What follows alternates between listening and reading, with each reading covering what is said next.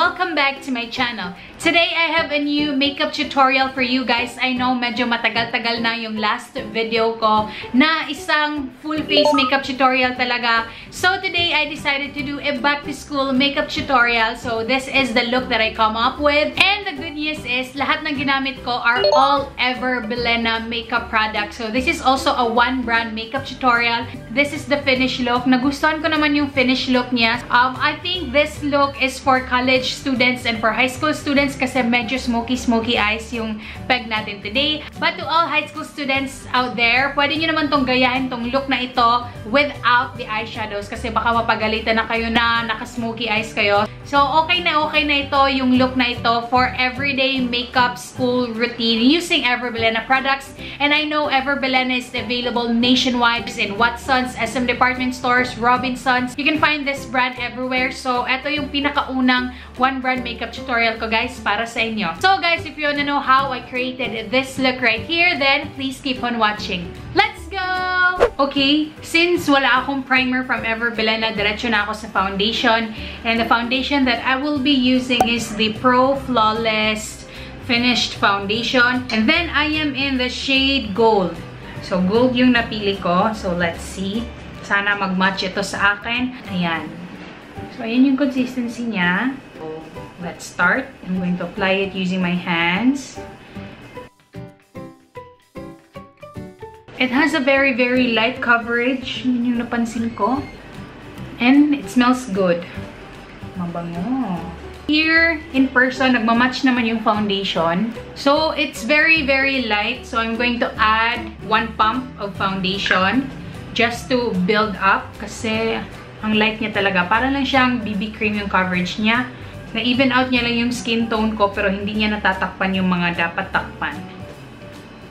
Alright, there you go. Okay na ako dyan. Okay, wala din akong concealer na nabili sa Ever BILENA. So, diretso na ako sa powder. Today, I will be using this Ever BILENA face powder with vitamin E and I am in the shade Natural. Ayan yung kanyang packaging. Ang ganda ng packaging ng mga Ever BILENA products, guys. Yung simple pero elegant. Ganun yung dating niya. So, it has a puff and then a plastic. Tapos, ayan yung powder. So, pwede nyo gamitin yung puff niya. And ang babango ng mga products nila, no? Pwede natin itong gamitin yung puff. So, pwede naman kayo gumamit ng brush kung gusto nyo lang iset ang foundation nyo. Pero, ayan. Ang ganda. Ang flawless tingnan. I like it. First impression, I like this powder. So, that is half of my face set with a powder using this sponge. And tapos, on the other side, I'm going to use a brush. Tingnan ko lang. Actually, pareho lang yung effect niya, guys. Nakaka-add coverage siya. There you go. So far, so good. I'm loving these two. Gusto ko sila kasi, ayan o, ang ganda ng base ko.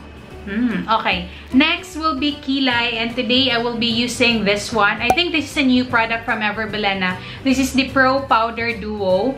And I am in the shade Pure. I hope this matches me. Ang ganda hawakan ng brow product na ito, guys. Kasi it feels expensive.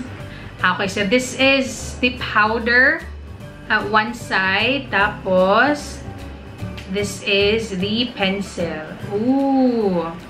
Marami kang makukuha, guys, oh, sa pencil. And manipis yung pencil, tapos rounded.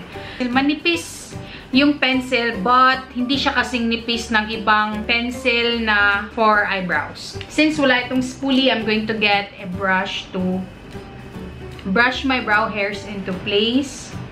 Ay! Hala guys, nabali ko siya. And ayan yung shade. That one is Pure. So let's see. Okay naman so far. Yes, this shade is like reddish brown.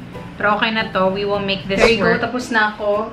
Since wala siyang spoolie, I'm going to blend this muna before I use the powder. Then I'm going to set with this powder. So, paano ba? First time ko gumamit ng ganito eh. Parang wala naman tong nagagawa. Para namang walang nagagawa yung powder. Okay, I'm done with my kilay. Medyo hindi siya nagmamatch kasi reddish brown siya, guys. And I have very black. Dapat yung brown lang talaga, like brunette or ashy brown yung ginamit ko. Pero okay na yan. Let's go ahead. And then for my face, I will be using this EB Advanced Blush Duo. And eto, so ayan yung packaging niya. White, very elegant then simple but elegant. And ayan siya. It comes with a brush, which is good. Kahit minsan hindi ko na siya ginagamit. Pero maganda din yun para sa mga beginners, diba? Na brush na kasama. It has a decent mirror na kasyang-kasya yung dito mo at saka dito mo. So, perfect. Okay, so I'm going to bronze my face and at the same time contour with this powder. Actually, this is in the shade Golden Goddess. And let's see. Okay naman. So, ayan. Medyo natatago na yung pagkalaki-laki-laking forehead ko. Alright, there you go. I am bronzed.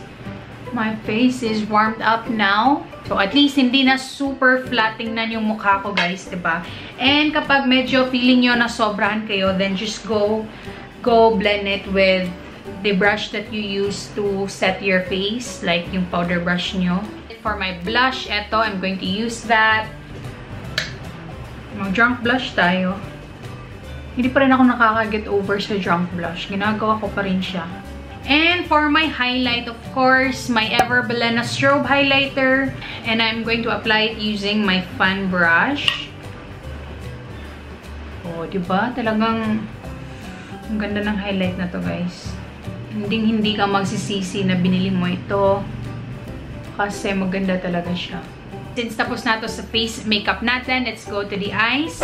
And then for my eyes, I will be using this BILENA palette in the shade brown. Dalawa yung shade doon. Like it has the pink one, yung pink palette, which is more like warm colors. And this is brown, which is your everyday neutral shades or everyday neutral colors.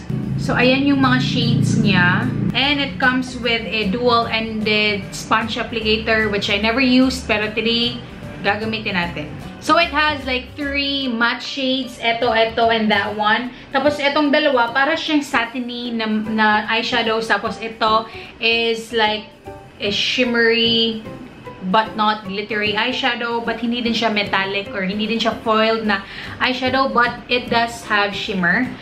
I will be starting with this one as my transition shade. Tapos, on my crease will be this one. So, let's start. It is very powdery and it has a lot of kickbacks. Parang hindi na show up. Asan yung pigment? Okay, I'm changing my brush. I'm getting this one. Baka sa brush lang yun. Wala pa rin talaga. Hello, BILENA. I'm impressed so far. Dito lang ako na parang, anong nangyari? Tara. Okay, I'm going to get this darker shade, that one. This one, it's grayish. And I'm going to mix it with this one. Tingnan nga natin. Hindi pa rin ito mag-show up. Ay, nako. Ayan, nag-show up naman siya, pero very, very subtle. Like, sobrang settle naman ito. I'm not really liking this one so far. And then, I'm going to get this white eyeshadow. Let me put it at the center. Tapos, blend it with this ring finger. Nakikita nyo pa ba? Yan. Nagwo-work naman, pero it's very subtle. And then, on my lower lash line, I'm going to mix like etong tatlong colors na talaga. Like this one, that one, and this one. Ayan. But, mas gusto ko pa talagang i-deepen. So, I'm going to use this shade, itong black. Ay, nako. Tingnan lang natin. O, diba? Grabe, back to school makeup to, pero naka-smoky eyes ka sa school. Ay, nako, okay lang yan. This is better than the rest of the eyeshadows. Smoky na tayo, but that's fine. Blend lang natin kasi baka magalit si teacher. Blend natin ng bonggang-bongga. Sorry, na carried away kasi hindi ganong pigmented yung ibang eyeshadow. Okay, tapos ko nang i-curl yung mga lashes ko. So, for today, I will be using this set. So, it has a mascara and 2 eyeliners, guys. So, that is the mascara. Matagal ko na itong nabili, guys, pero nakakalimutan ko siyang gamitin. And, ayan, my brown and then my black na eyeliners dito. Actually, itong brown, let me use it dito kasi to tone down the red shade of my brows. Okay, so let me apply my mascara. So this is the EB Advanced HD Waterproof Mascara. So it has a bendable one. Nakikita nyo ba? And sobrang laki ng one niya, guys. Kita nyo? I think this has the longest one that I own or that I have among the other mascaras that I have. Like, mas malaki pa yung ata siya sa mata ko. So let's see. But in fairness, tingnan nyo naman, guys. Ooh, diba? Para ako naka-falsies. Oh, diba?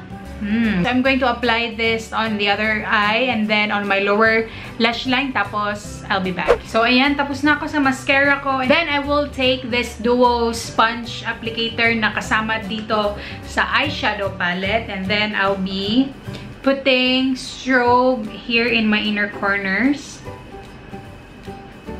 Diba? Better. I like it. And then for my lipstick, I have this one right here. This is the Ultra Matte Lipstick Waterproof. And I am in the shade, anong shade ba ito? And I am in the shade Innocence. It is still sealed. So tatanggalin ko muna itong plastic. So that is the lipstick. Ang ganda ng packaging. Tingnan nyo yung print. My lips na naka-print all over the cap.